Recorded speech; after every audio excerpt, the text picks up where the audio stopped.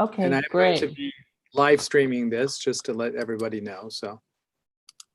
Okay, great. So I'd like to welcome my students and also community members for joining us this evening for this discussion. And I'd like to, it's my great privilege to introduce Professor Barlo Demirgadician. It's a special honor. I'm delighted to continue Cineculture's long-time collaboration with Armenian Studies.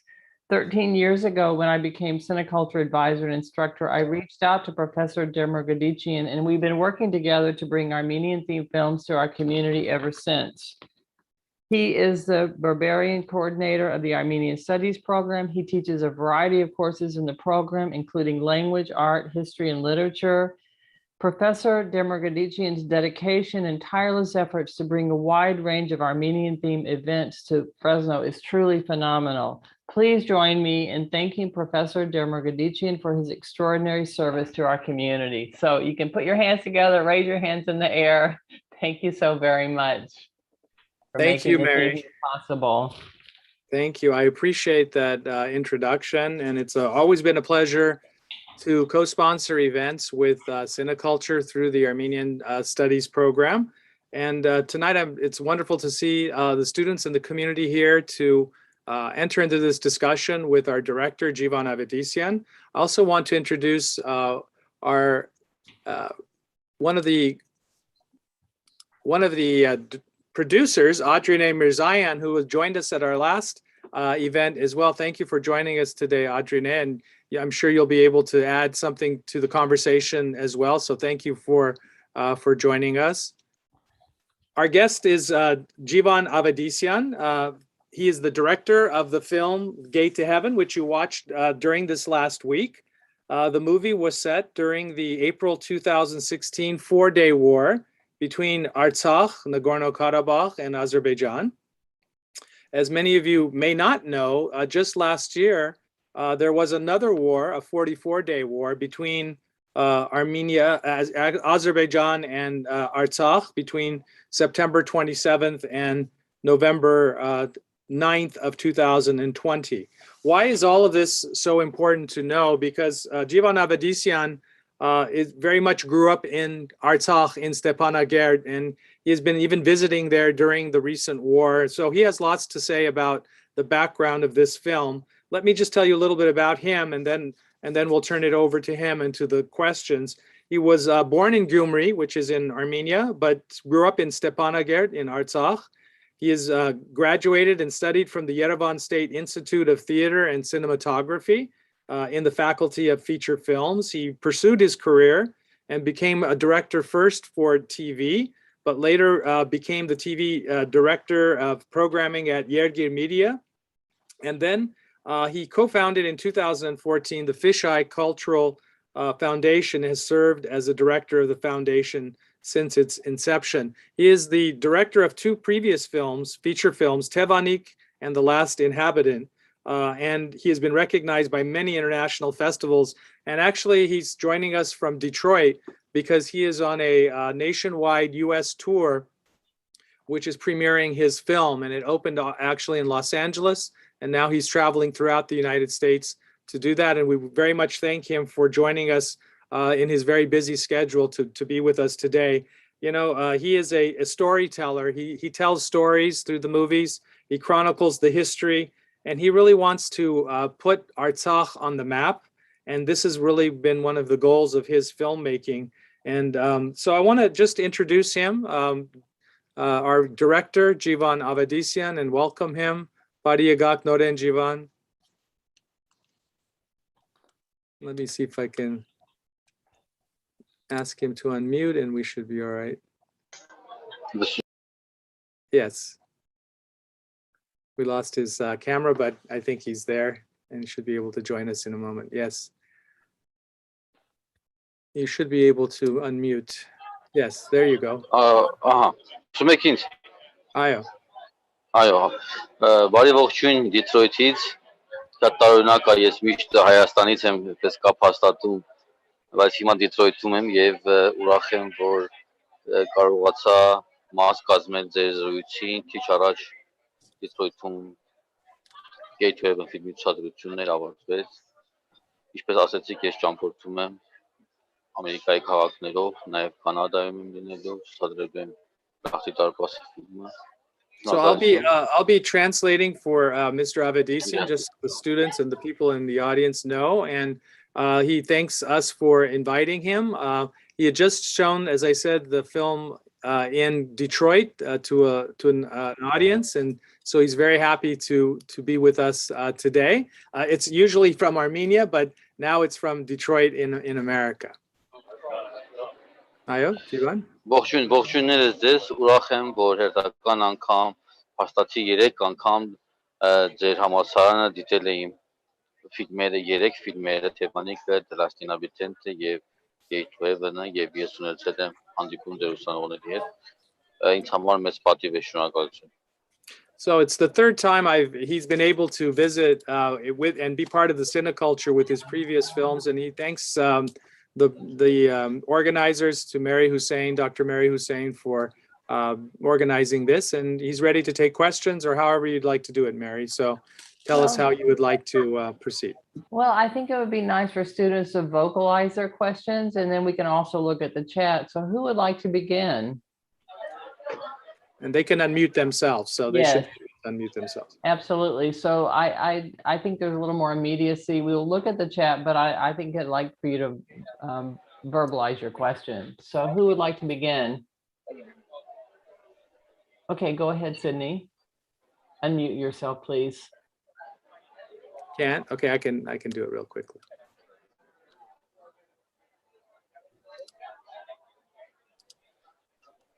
She should be able to. Yes. All right. Hi, so loved your film. So my question is, was there any conflict that occurred at not like in film, not in like production wise, but like at some of the locations that between, was there any conflict that occurred between the Armenians and Azerbaijan and at some of your locations that while filming? There we go.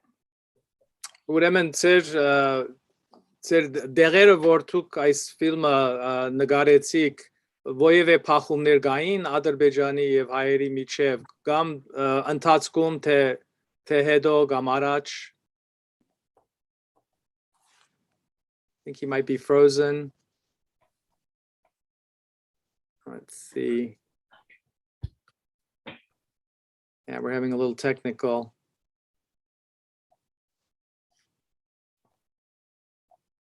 He does look frozen. Let's see. Yeah.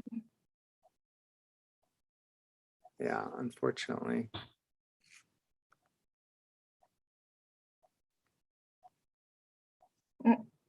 Yeah, Adrienne, I'll help you too. Adrienne, you should be able to unmute. There we go. Yes, yes. Այո, Jivan, լսում ես։ Այո։ Ուրեմն հարցումն այն է, որ եթե ընթացքում, այսինքն ֆիլմին ընթացքում երբ կնկարեիք ովևէ փախումներ կային ազերիների եւ հայերի միջև կամ ընթացքում թե հետո կամ առաջ? Ես պետք է ասեմ, որ վստահ եմ տեղյակ եք կոնֆլիկտը 90-ականներից մինչ հիմա չի դադարել եւ եթե այդ պահին որևէ բախումներ չի եղել, բայց դա չի նշանակում, որ կոնֆլիկտը այդ պահին չի շարունակվել եւ վտանգ չի եղել, որ կարող է հենց այդ վարքյանին բախումներ լինել։ So although there may not have been at that one time fighting during the time he was shooting, during this last war, there was shooting in the area and there was battles taking place. So it didn't happen right when he was doing it, but later. Արցախում ապրող ցանկացած վարքյան, ցանկացած մարդ ապրում է կոնֆլիկտի եւ բախումների մեջ։ Եվ ինչպես ապացուցեց թե քարորյա պատերազմը եւ թե 44-օրյա պատերազմը, որ բախումները անընդհատ են եւ մինչ հիմա էլ այս վարքյանն էլ կարող է ցանկացած բախում սկսել։ Բայց նկարահանման ժամանակ այդ օրերի ընթացքում ակտիվ գործողություններ չեն եղել։ So at any moment in Artsakh, anyone can be subject to conflict, meaning a war or fighting could break out at any moment. And so this is the tension that people live in that area. But you know, it just can happen at any moment. So it happened during the war, but not during the actual filming. Okay. Yeah. Thank you. Thank you for your question. Thank you. Who else would like to continue here? And if they maybe raise their hand with the reactions, we can identify them too, Mary. You can tell me their names in case they can't unmute. Okay, I can see about half the squares, so So John is got his hand up. I'm gonna go ahead and okay. see if he should be able to unmute. I think you're still muted. Just to Yeah, now you can. verbalize. Oh, can you guys hear me?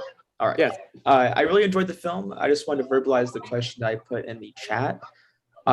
So what scenes, when you were directing this film, what scenes did you have the most pride in that went the most according to your director's vision? And what scenes do you wish you had done different?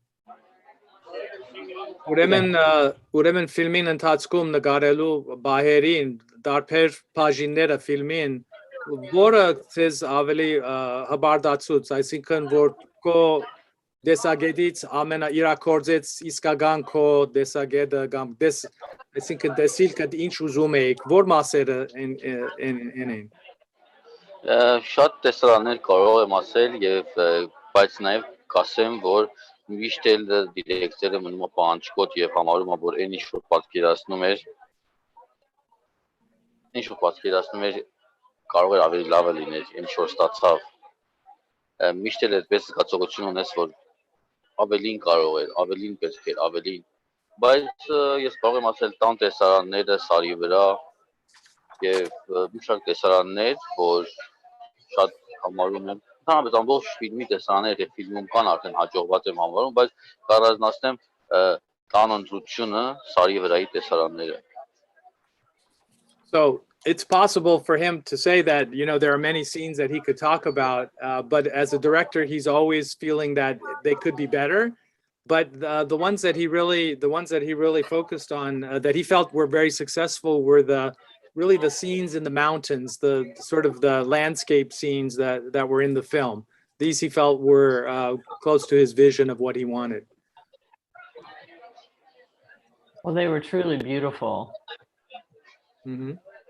Thank you. That actually, regarding the landscape, connects with one of the questions here, and I'm trying to find it. Yang, you want to ask your question? Yang Thao.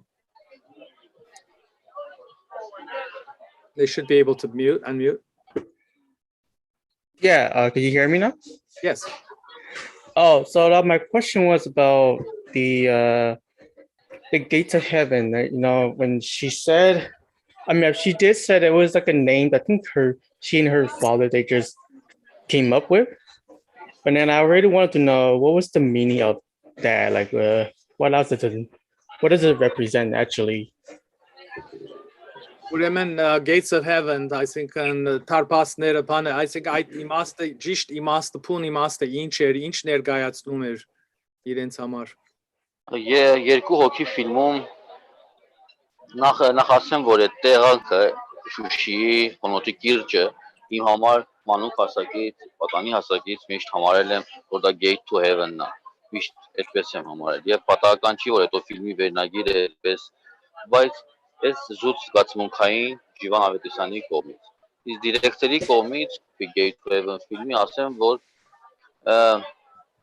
երկու հոգի ֆիլմի գլխավոր հերոսը եւ հերոսուհին, ֆոտոգրաֆը եւ օպերան երգչուհին փորձում են իրենց անցյալը սփոփել եւ կարծես թե պետք է անցնեն Gate to Heaven-ի միջով։ Երկուսի համար մեկը մյուսի համար հանդիսանում է այդ դուռը սիմվոլիկ առումով, այդ դուռը, որի մեջով անցնեն եւ իրանք պետք է երկուսը կարողանան այդ պատուհանի մեջով անցնեն դեպի ապագա, դեպի Gate to Heaven, բայց անցնում են դեպի Gate to Heaven, դեպի անցյալ եւ իրանք անցյալի վերքերն ավելի ցավացնում, ավելի ակտիվանում։ So actually, the actual place that you saw in the film was a place that he grew up. It's near the city of Shushi, which is in Artsakh.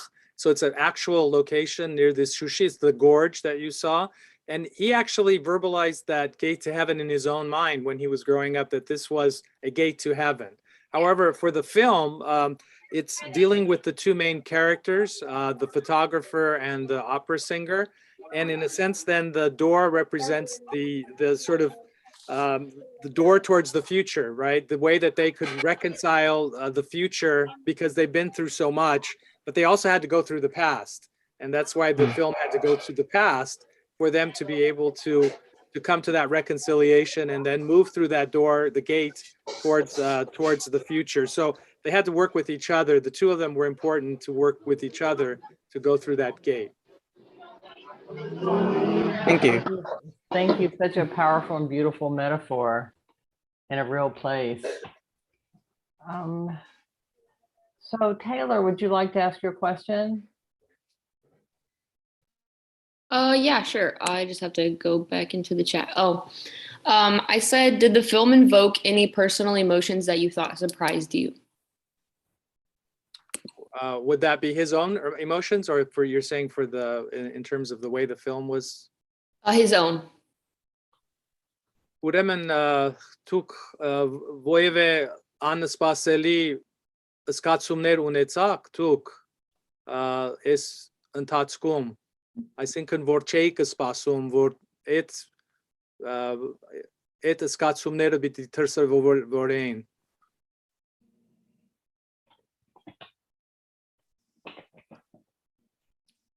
Unmute.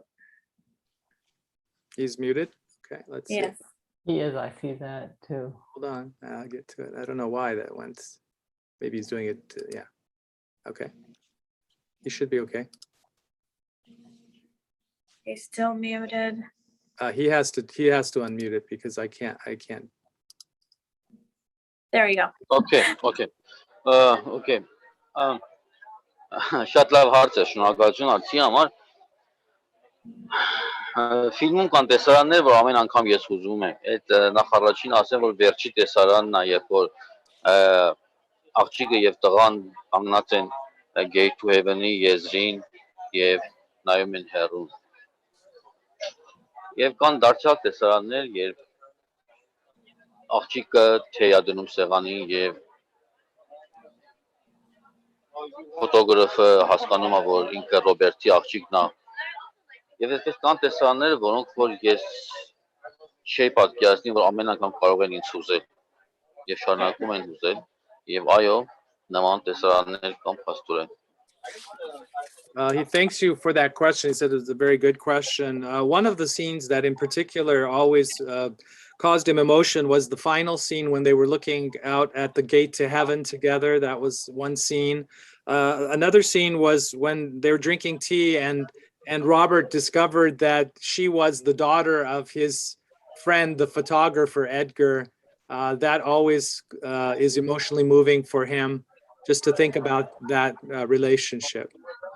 Եվ նաև ամեն անգամ ես երբ խոսում եմ իմ audience-ի հետ, հանդիսատեսի հետ, նոր մտքեր, նոր գաղափարներ, նոր հուզված աչքեր եւ ամեն անգամ ինձ համար նոր է այդ ամենը։ Դա իմ համար եւ սպասելի է եւ շատ ցանկալի անակնկալ ամեն անգամ։ And each time he presents the film, and then he has to interact with the audience, but it's the same emotion, meaning it always moves him. These scenes always move him over and over again each time he presents the film. Thank you. Let's see, Perla, would you like to ask your question? Yeah, I have questions not in a couple. particular order, so if somebody wants to jump in after the next one, feel free to do so. Perla. Yeah, I had a couple of them. Was there a reason that he chose to place an emphasis on the character's other relationships? Like, for example, the main character's divorce or the daughter's rocky friendship / relationship with, you know, the people around her? Was there a reason he chose to focus on those? Առաջին հարցը այն է, որ մաստավոր բաժար գար, որ դուք գեթորանացակ աղջկա, այսինքն իր նախկին նախկին հարաբերությունների վրա կամ բաժանումի վրա կամ իր ընկերների, այսինքն մասնավոր բաժար կար։ Աղջիկը չի կարողանում գտնել իրեն, որովհետև աղջիկը փնտրում է հորը։ Եվ դրա լավ դրսևորում այսպես ռեժիսորական լուծում ու մատուցումը նա է, որ աղջիկը երգում է Ռոբերտ Շտրաուսի էլեկտրաօպերան, Էլեկտրան Ագամեմնոնի աղջիկն է եւ Էլեկտրան հունական առասպելի մեջ, էպոսի մեջ փնտրում է իր հորը Ագամեմնոնին, ում սպանել են։ Եվ սա այդ նույնացումն աղջիկը բոլոր հարաբերությունները դա խողելու է, որտեղ աղջիկը դապես փնտրում է հորը եւ դա պետք է գիտակցի եւ միայն այդ գտնելուց հետո հոգեպես գտնելուց հետո կկարողանա իր տեղը գտնել։ So the main character, the girl, the woman, she was always searching for her father. Therefore, she could not have a successful relationship until after she could have found her father. The opera that she was singing was the Electra opera, the Greek opera, in which it's the same theme, which is that they're searching for the father. So this is the psychological dilemma that she found herself in, that she could not come out of until she was able to understand what had happened to her father. Thank you for that explanation. Let's see. Leon, did you want to ask your question about the soundtrack?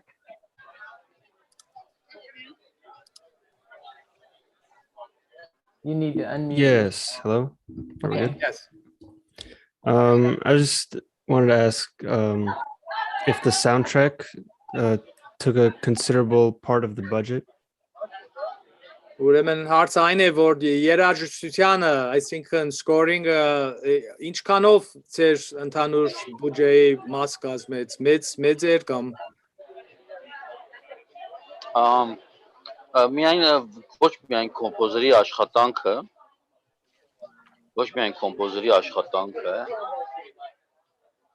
այլ նաև sound design-ը, music ամեն մյուզիկի վրա իտալիայում աշխատանքը, Dolby digital export-ը, ամբողջ sound-ը բավականին թանկ արժի եւ մեր ֆիլմում մոտավորապես հասնում է 40,000 եւ ավելի յուրոյի։ Չմոռանաք, որ ֆիլմի բյուջետը 510,000 յուրո է։ So not only you have to think not only about the composer, the work of the composer, the sound design, all of the digital effects, the Dolby, the sound, the whole sound experience roughly came to a budget of, he used it in euros, but it's about a little bit less than 10% of the budget actually. He had a budget of about 500,000 euros, which is not too much more in dollars. And then it was about 40,000 of that was on the sound. So it was about 10%. It wasn't the huge. Մոտավորապես չի հասնում 10%-ի, բայց մոտավորապես հիմա կդժվարանամ թվերը ասել, բայց մոտավորապես 7-8%, այո։ Yeah, about 7 to 8%, he said, is what it cost. Thank you. The music was extremely well done.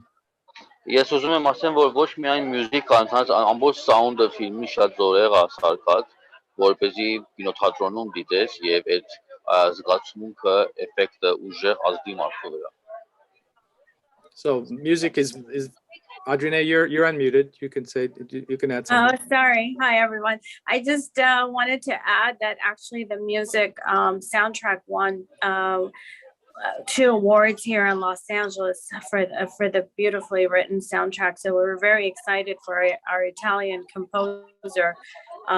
He comes from the industry.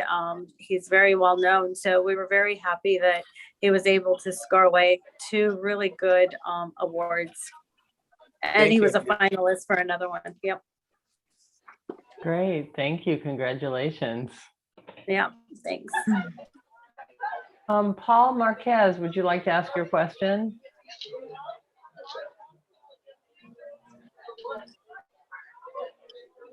Sorry. It's Paul, did you say? Paul Marquez.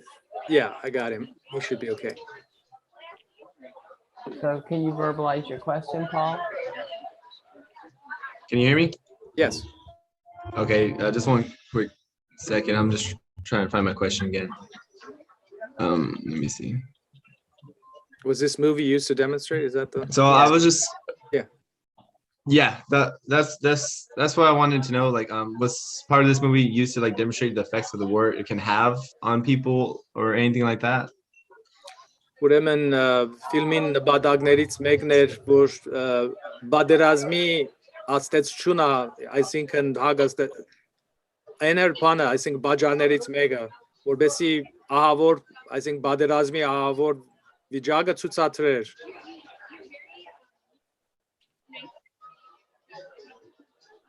Իմացաք, լսեցիք, Ջիվան։ Կտրտվեց, ես լավ չէի լսում։ Ասեք նորից։ Այսինքն հարց այն էր, որ եթե ֆիլմը օգտագործեցիք, որբեսի պատերազմի հետևանքները ավելի բարձ եւ ավելի ճիշտ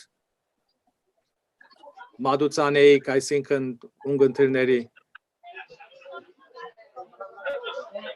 Հարցը ինչ էր։ Պատերազմը, այսինքն ֆիլմը պատերազմի հետևանքները բաժարն էր, այսինքն ուզում եք այդ նպատակով ֆիլմը պատրաստել։ Ես սիրում եմ որ խոսեմ պատերազմի մասին, բայց ոչ դիրեկտ խոսեմ, այլ փորձեմ պատերազմը ներկայացնեմ իր հետևանքներով, որովհետև պատերազմի հետևանքները իմ պատկերացմամբ շատ ավելի ալտեցիկ եւ զորեղ են, շատ ավելի ցավալի են, քան ինքնից պատերազմը։ Ես պատերազմ նկարում եմ, ցածրում եմ, բայց պատերազմի հետևանքները շատ ավելի դաժան են եւ զորեղ։ So he doesn't like to talk about the war directly. He feels that the literal talking about the war, he feels that talking about the consequences is much more effective and is more important even.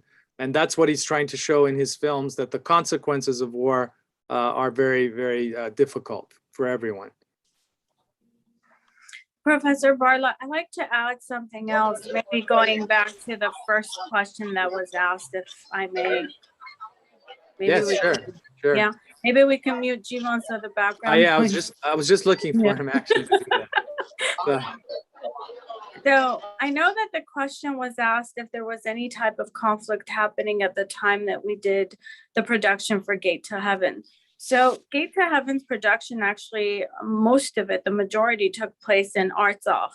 And the scenes that took place in Berlin, we actually had the production take place in Lithuania, in Vilnius. And one of the reasons why we had Vilnius as the location, because of our main producer, Kęstutis Dostrakas, he's from Lithuania. And the Cinema Center of Lithuania granted us 100,000 euros to finance the film. So going to the question of, was there any conflict or any aggression during that time? We didn't necessarily see the aggression as far as the conflict, as far as war, but we did see the aggression when our producers, our cast members received letters of protest of asking them why are they doing this film. And one of the key government officials actually did a press release that the producer should consider changing the name Gate to Heaven to Gate to Hell. And we were very much taken back by this, but at the same time, there was so much pressure on the Lithuanian Cinema Center that we were actually stripped away from that 100,000 euros because the film was going to be filmed in Artsakh, and Lithuania had no political relationship with Artsakh. So that was one of the aggressions that we saw, not in the battlefield, but definitely on social media. The other one that we saw was the film Gate to Heaven was accepted to Moscow International Film Festival. Again, right at the peak of after the conflict, we received an official letter from the director, from the program director, that they're going to remove us from their official program because of fear of what could potentially happen between Armenians and Azerbaijanis and Moscow. So we've definitely seen the aggression a lot more on social media as well. They didn't want us to make this film, even though they had no idea what the film was about. They had no idea that we're promoting peace and this is what we're looking for. But they felt that it was a propaganda against them, and that was not the case. Thank you very much. Your comments were really insightful. Please feel free during our discussion to jump in any time because the background is very helpful. Yes, thank you. I mean, there's definitely, when the 100,000 euros was taken away from us, we knew that this film had to be made. And this was definitely, we didn't want for this film to just float away, essentially. We had to make we had to complete it.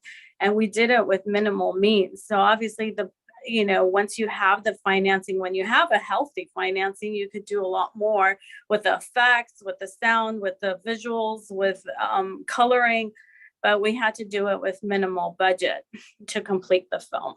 So yes, there was a lot of pushback from the Azerbaijani government, unfortunately. Thank you very much. Karina, do you want to ask your question? Karina Rodriguez. Yeah, I gotta find her real quick, and oh, I got it. She should be able to speak, yeah. Yeah, Karina, go ahead and Yes. Sorry if there's a lot of background noise.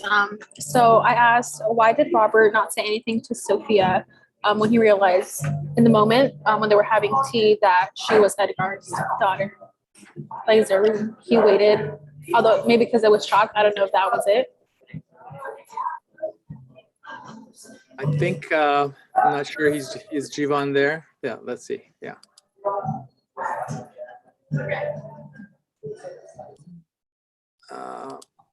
Jivan Andares.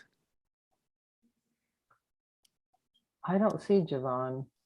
Yeah, I see him in the list, but I don't see his picture. But I'm not sure if it's. Did we lose him? Actually, I just saw his name, but I don't see his picture. Yeah.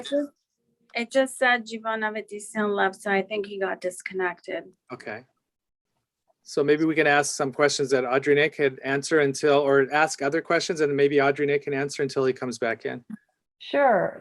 So anyone, students, I'm not going to look in the chat, questions that you might have. Well, maybe that question, Audrey, the question that was just asked about why he didn't say, why didn't Robert say anything when he found out that she was the daughter of Edgar at that moment? You know what? That's a great question for Jivan, because that's the creative aspect of it. So if you don't mind, I would rather have Jivan answer that question. Mm-hmm.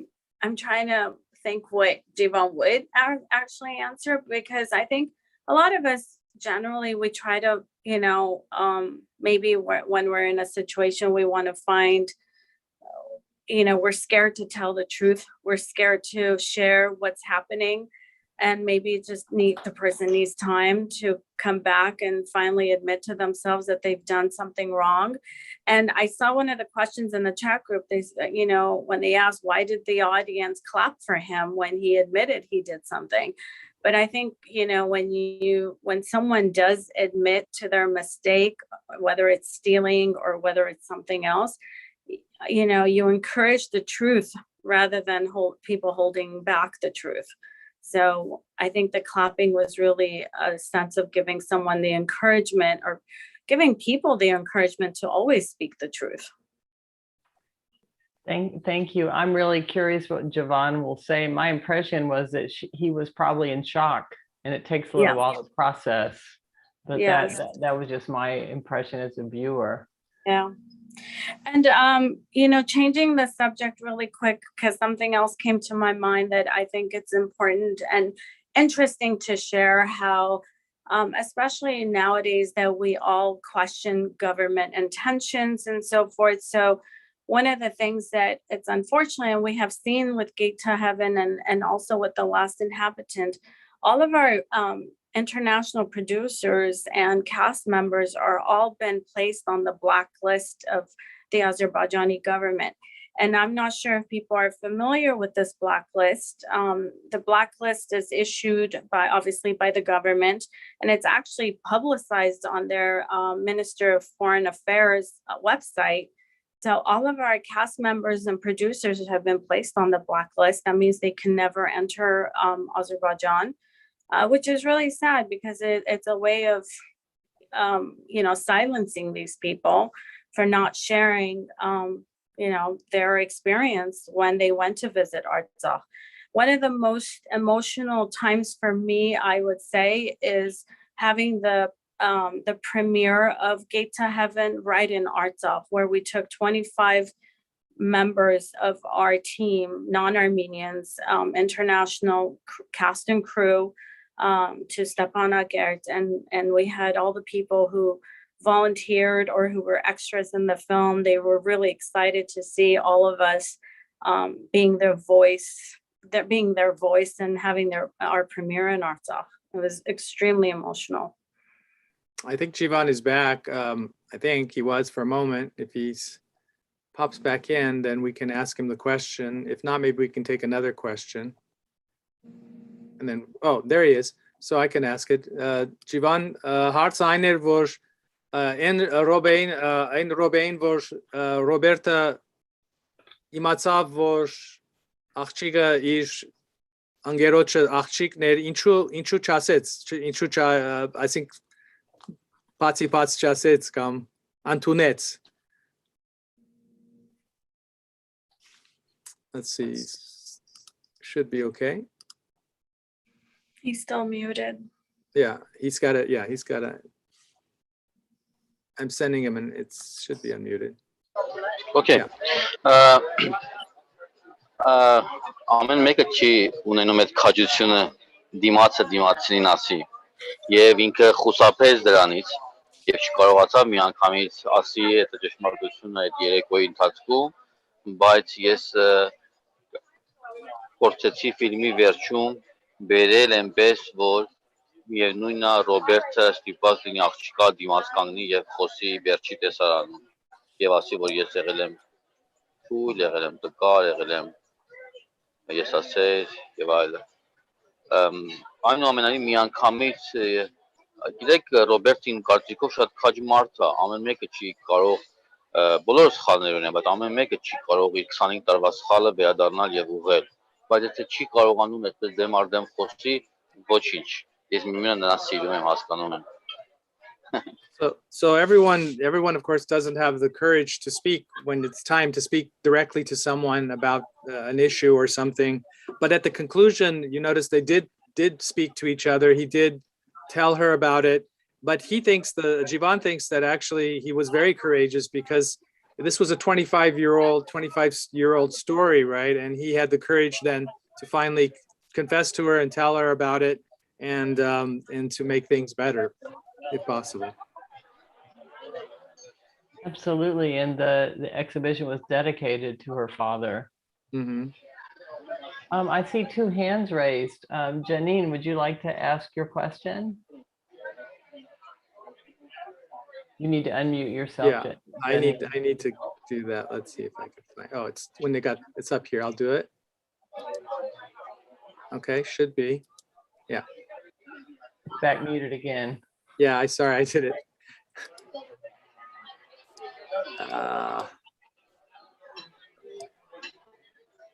Okay. Okay, you should be okay now. Okay, thank you very much.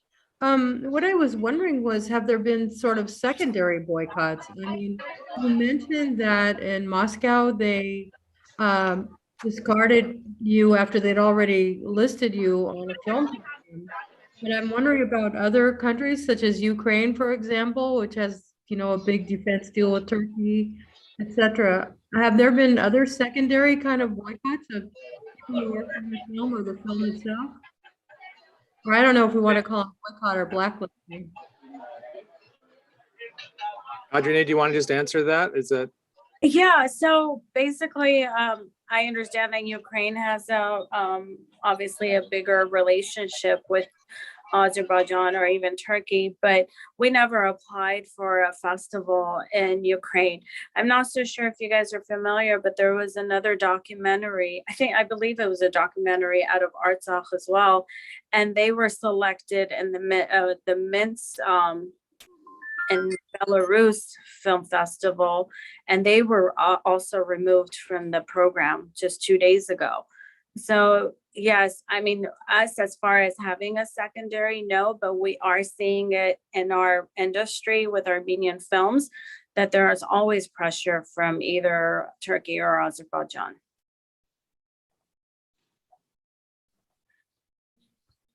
Thank you. Perla, you have another question? Yes, I wanted to ask, what was his purpose for creating the film, and what did he want the audience to take away from it? This film or just in general? I think this film is. I think so too. This film. Okay. Jivan and Deres.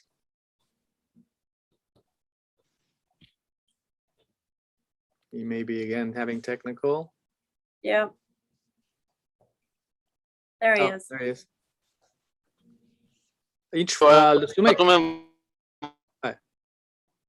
որպեսզի լսում եմ։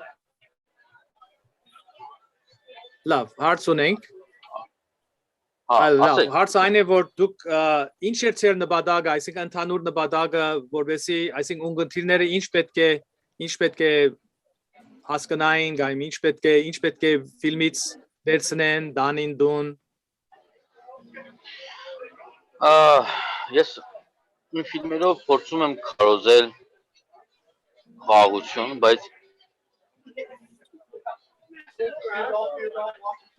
Երբևէ հասկացել եմ, որ միայն խաղաղության քարոզելով չի, որ աշխարհը կարող է փրկվի։ Մենք պետք է միմյանց պատասխանատվության կանչենք։ Չցավացնելով, բայց պատասխանատվության կանչենք։ Եվ այս կոնֆլիկտը Արցախում որ տեղի է ունենում, միայն այն չի, որ արցախցի մի ռեժիսոր կարող է ասել, գիտեք, խաղաղություն եւ այլն աշխարհի տարբեր անկյունում։ Եվ պետք է որ աշխարհը պատասխանատվություն կրի նաեւ։ Շատ երկրներ պատասխանատու են եւ ուղղակի մասնակից են եւ մեղավոր են, որ Արցախում ինչ օրս կոնֆլիկտ կա։ Այսքան։ So he always preaches peace. That's his message. It's always peace. But he also now understands that the world cannot be saved by just saying peace, and that we have to take responsibility, but also countries have to take responsibility. And there were many countries in the world that have had a part in this war and in this region. And until they can really take responsibility, there cannot really be peace. Thank you. Thank you.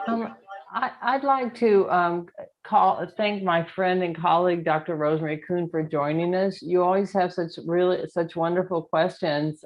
Would you like to ask a question or make a comment about the film, Dr. Kuhn? Okay, thank you. I have a question. I was impressed. Okay, now that I know it was about 500 euros, actually it's a little bit more. It's probably 600 euros. 600,000. 600,000 euros, yeah. I was impressed though by the number of people who contributed to the film. How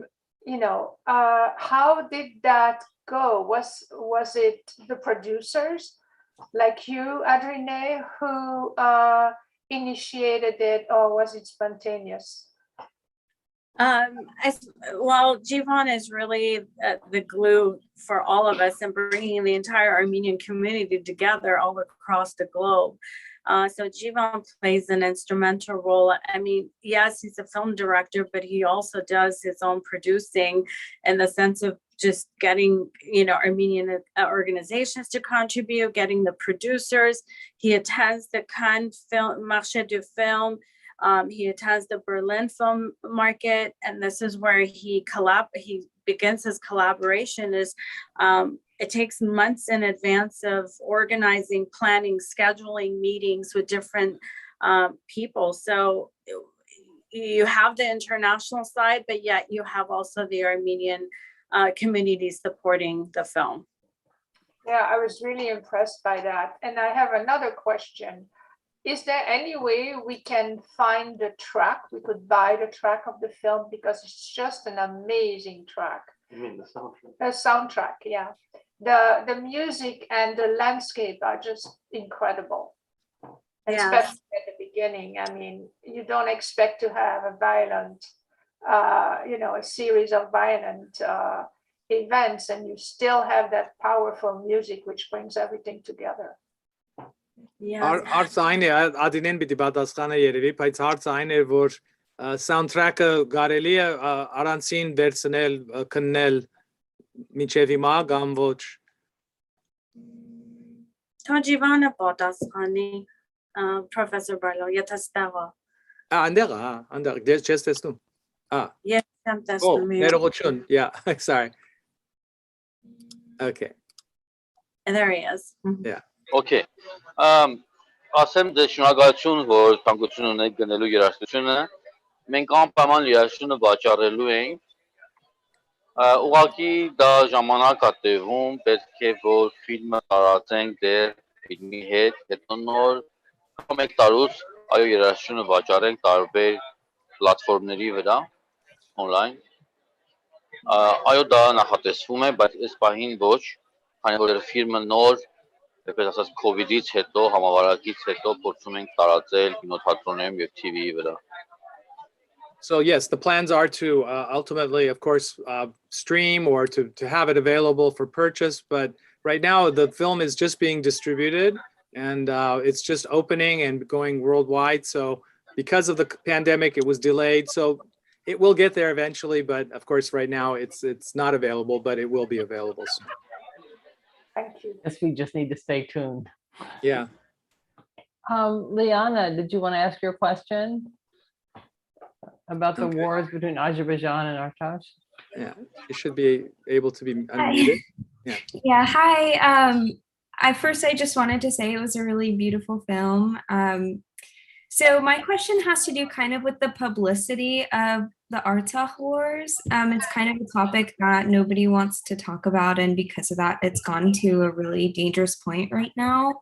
So my question was, why was Germany so interested in politicizing the Artsakh wars? Was it just because of like the really good quality pictures, or was there kind of something more deep in like the history there?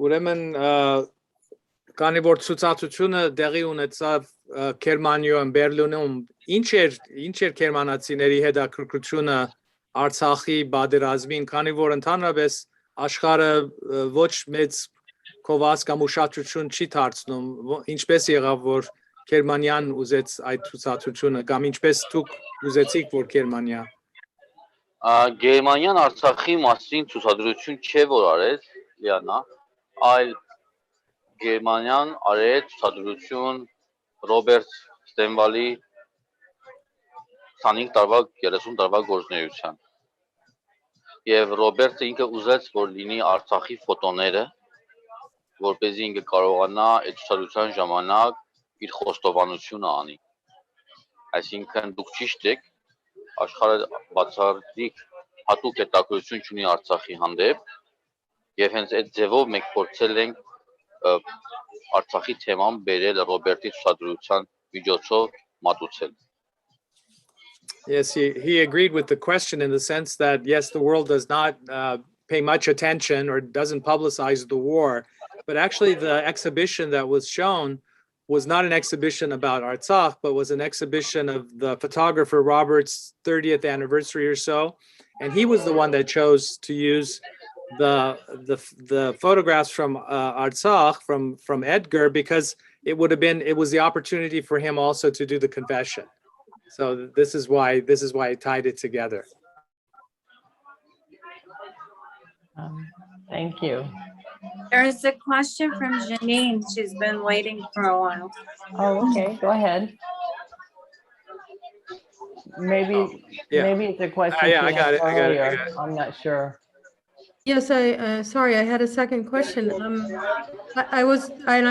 sorry, I apologize if someone has already asked this and I missed it, but I wondered if he's going to do a follow-up of a story that takes place after the war of 1 year ago. I had muted him, so I'm asking him to unmute again. Ուրեմն Jivan, հարցը այն է, որ դուք պիտի հաջորդող ֆիլմը պատրաստեք, այսինքն հետ պատերազմի, հետ աս վերջին պատերազմի, որբեսի շարունակեք ձեր սերիան, այսինքն։ Մենք հիմա աշխատում ենք, ասեմ, մենք հիմա աշխատում ենք revival ֆիլմի վրա, վերածնվածը, որը անդրադառնում է 44 օրյա պատերազմին եւ նաեւ հետ պատերազմական գործողություններին։ Արդեն իսկ աշխատում ենք եւ բացառիկ հետաքրքիր ֆիլմ ալինելու։ Արդեն 3 տարի աշխատում ենք սցենարի վրա եւ վերջի դեպքերը փոփոխել ենք սցենարը, ունենք շատ 4-րդ դրաֆտը բավական հետաքրքիր ուժեղ պատմություն եւ հիմա fundraising-ը եւ բոլոր ցուցադրությունների գումարը գոյացնելու ենք, որպեսզի հաջորդ ֆիլմը ստեղծենք, revival-ը։ So I posted in the chat that he's already working on the film called Revival, which is going to be based on the 44-day war. So they're already in sort of pre-production and doing all of the other things that need to be done, writing the scenario and etc. and getting ready to produce that film. And where will that film be shot? Իսկ այդ ուր պիտի նկարվի այս revival-ը։ Աստված հաջողի նկարելու ենք Արցախում եւ մենք ուզում ենք նկարել այն տարածքներում, որ նույնիսկ օկուպացված են, փորձում ենք, բայց նկարելու ենք Արցախում, նկարելու ենք Եվրոպայի տարբեր երկրներում, Այսլանդում, Ֆրանսիայում եւ նաեւ Իսրայելում։ So God willing, they will be able to go to Artsakh and to film there, even if he can, to film in the places that are so-called occupied by Azerbaijan. But they will also be filming in Europe, in places like Iceland, and also in Israel. Thank you. Katie, did you want to ask your question, Kate Heck? Okay, I should be unmuted. Hi, can you hear me? Yes. I was really interested in the scenes that depicted like action from war, and I just wanted to know how those were filmed, like the artillery fire and like the explosions in the field. So in մասերը որ իսկական, այսինքն բادرազմի ռոբեներն էին, որ փախումներ կային եւ բայթումներ, ինչպես պատրաստեցիք, ինչպես արեցիք ֆիլմում։ Oh, sorry. Ամեն բան ինչ որ պատերազմական տեսարաններն ամեն ինչ բեմադրված են եւ աշխատել ենք հատուկ մասնագետների հետ, պաշտպանության բանակի հետ, բոլոր համապատասխան մասերը ունեցել ենք, որ շտապ օգնություն, հրշեջծառայություն, հոտեպայություններ, գրակներ, ամեն ինչ արել ենք պրոֆեսիոնալ բեմադրել ենք։ Ամեն Արցախի մեջ։ So all of those scenes of the war were done in Artsakh. They were done based on authentic munitions, with the assistance of the army, of the defense army, with other military, but all done very carefully, but also done very authentically. Thank you. There's a question from Mary. Okay, go ahead, Mary. I don't see the question, but what's Mary's last name to help? She's at Kenyan. Yeah, okay, she's got it. Go ahead, we can hear you. Okay, so my question is that we both know that Robert and Edgar, they knew each other like 25 years back. But then in the scene with the priest confirms that Robert, the photographer, is Edgar Martiriosyan, and I want to know why the priest said Robert as if he was Edgar. Ուրեմն ֆիլմում գար մի ժամանակ որ քահանայի հետ հոգևորականների հետ Ռոբերտը Եվ ինչ որ Ռոբերտին ասեց, որ դու Էդգար ես կամ ինչ որ սա չհասկացա ճիշտ, բայց Mary, I'm not sure, Mary, what you're saying. The confirmation, actually, Can you unmute yourself, Mary, perhaps? Են Ռոբեին որ քահանան ինչ էր անում բանի Ռոբերտին հետ, ասում էր որ Էդգարին հետ կապված, ես ալ չեմ հիշում լավ, դուք պետք է Հավանաբար ասում էր որ Էդգարը ինձ տվել է ֆոտոները եւ ես բերել եմ Արցախ պրես, իսկ Ռոբերտը կես ճանապարհ իջել է եւ հետ է գնացել։ Այսինքն բանալի գործը դա է եղել, որ ֆոտոները, ժապավենները Էդգար տվել է հոգևորականին, տեր հորը, տեր հայրը բերել է, բայց ճանապարհի կեսից Ռոբերտը իջել է եւ անհետացել է։ Եվ դրա համար հետո իրանք արդեն գերության մեջ են հանդիպել։ So it was that the priest had brought the photographs along, and then when Robert when he went back, Edgar went back at halfway. You know, he went back. Then he took it over to Robert, and then they met in prison. So I guess that's how the story. I'm not quite clear on the question if that answered it, but yeah. Go ahead, Mary. Okay, Arnaldo, did you want to ask your question about Edward's divorce? Okay, he should be okay. Well, yes, and I also wanted to clarify about the scene that Mary was talking about. It was the priest recognized Robert and Edgar as, you know, their own individuals, and it was Edgar who told the priest to take Robert to safety.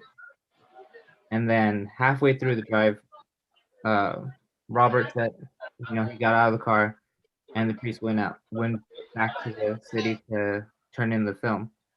So he recognized Robert because he drove Robert halfway back to the city. He didn't recognize him as Edgar. Okay. Yeah, and as for the question, yeah, I was wondering what was the significance of Robert's divorce with his wife in the film. Ինչ էր նշանակությունը Ռոբերտը իր բաժանումը իր կնոջն է։ Ինչ էր այդ նշանակությունը։ Ինչպես աղջիկը, այնպես էլ Ռոբերտը իրենց կյանքում ձախողել են։ Չեն կարողացել գտնել միմյանց, որովհետև Ռոբերտը իր ներսում կարծես թե հնդրտուքի եւ անհանգստության մեջ է եւ կողքի աշխարհը ամեն բան քանդվում է իր շուրջը եւ պատահական չի որ Ռոբերտը ունի հիվանդություն, ընտանիքն է քանդվում, Ռոբերտը կոնֆլիկտ ունի, ամեն եւ սա դրա վառ դրսեւորումն է, որ այդ անհանգստությունը այդ դրախտի դարպասի հնդրտուքը նրա մեջ անում է իրան ուրիշ տեղ։ So it's similar to what the other woman had, the feeling that, you know, Robert was not happy with his own life because of his problem that he had. He's, you know, he just wasn't able to be comfortable with his wife because he was on this psychological thinking about all of these other problems, all of these other things. And so that really is, in a sense, what, again, his friend had went through. And then again, at the end of the film, when they went to the gate to heaven, it was also a way for him to come to terms with his past. And in that way, then to be able to go ahead and live his life.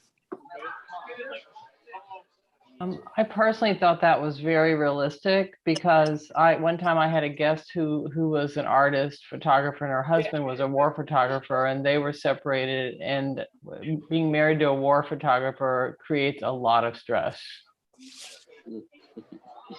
Thank you. I'm going through, but I might have missed some questions. Is there anyone who hasn't had a chance to ask their question, or maybe you've thought of something new that you'd like to bring up?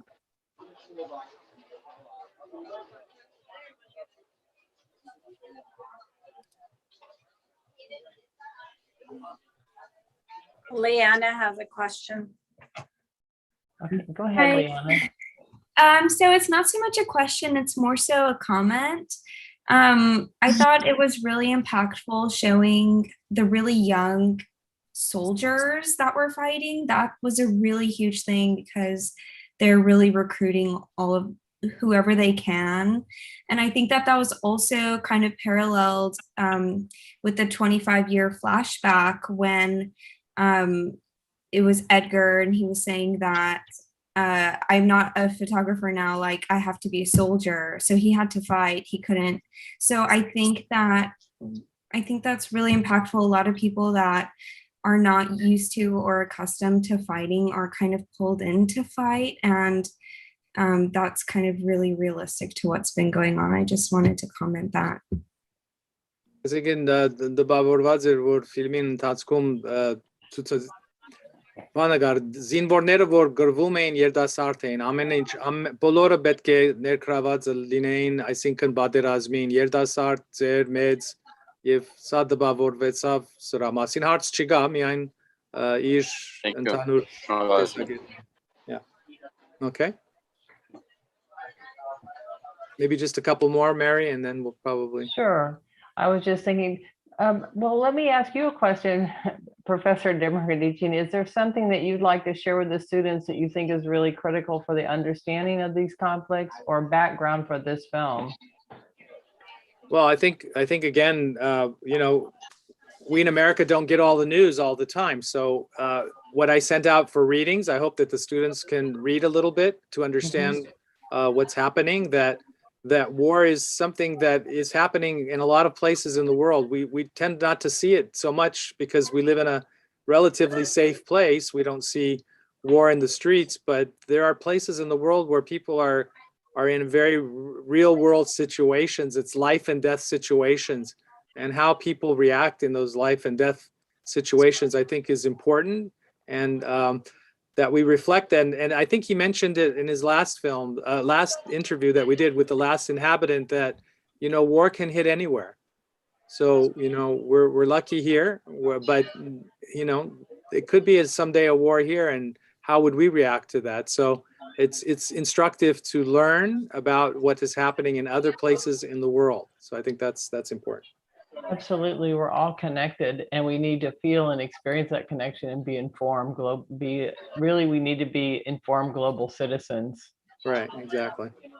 Audrey, is there something you'd like to add? Maybe it's Yes, something like the students yes, to take away. խնդրեմ, ինձ թույլ կտաք ես գնամ, որտեղ ինձ սպասում են արդեն, ես սինեմայից հետո դուրս եկա մի անգամից, որ խոսեմ. Jivan is asking for to be able to go because he just came out of the film premiere, so I think it's time for him to. Եվ մի խումբ մարդիկ ինձ սպասում են, որ հիմա ես իրանց հետ շարունակեմ. Այո. Շնորհակալություն, հաջողություն. Շնորհակալություն, իսկ կներեք. Thank you very much for joining us, Jivan. The director is Thank going you. to leave us because he's there. Thank you so much for doing this. Thank you. Ես հենց ֆիլմը ավարտեցի, այստեղ միանգամից միացա ձեզ փողոցում այսպես, որ խոսեմ հիմա Եղավ. կազմակերպիչները բոլորը սպասում են։ Գնացեք։ Շնորհակալություն։ Շնորհակալություն կներեք։ Շնորհակալություն։ Okay. Yeah. Thank you. Are there any thoughts that you'd like to leave us with, Audrey? Yes, thank you for that. I definitely think that film is it's an impactful medium that can definitely educate the mass, not only entertain. We're sort of in our bubble in this corner of the world. We love our shows on Netflix or any type of other platform, but these are real stories. These are real stories of human lives, especially a population of 150,000 people. And our films have really become the voice for the voiceless. So what I like to ask of everyone is please share the title of the film. This film, The Last Inhabitant, Tevanik, our two previous films are on Amazon Prime. Gate to Heaven is leading our way to create our fourth feature film, which is Revival. Gate to Heaven truly has been an interesting film to watch prior to the 2020 war and after. The feelings that we had previously versus what we feel now as an Armenian per se. And there's definitely a lot of parallels in this film compared to the Artsakh War in September of 2020. And, it's interesting. We've had quite a few people ask us, is there a continuation of Gate to Heaven? And I have to say the continuation comes with Revival.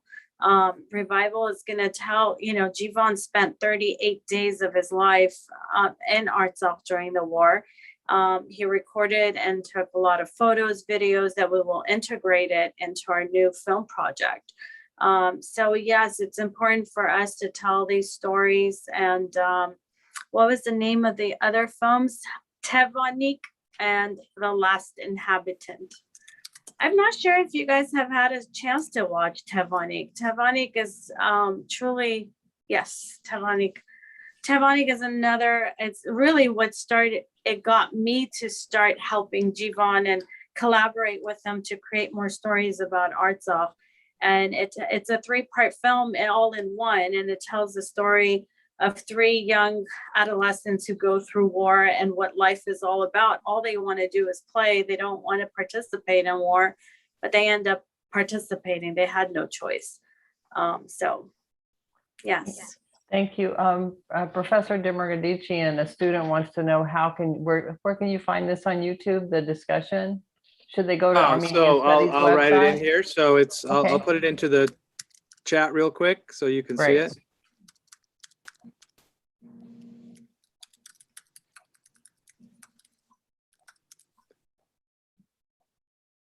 Yeah, that is our channel. Perfect. Thank you. Well, I guess without further ado, I want to thank you, Professor Demirgadician. Thank you. you, Adrine Mirzayan, for joining us. And I'm really grateful that we were able to have this conversation and watch this unique and special film. Thank you so very much for making tonight's screening possible and discussion.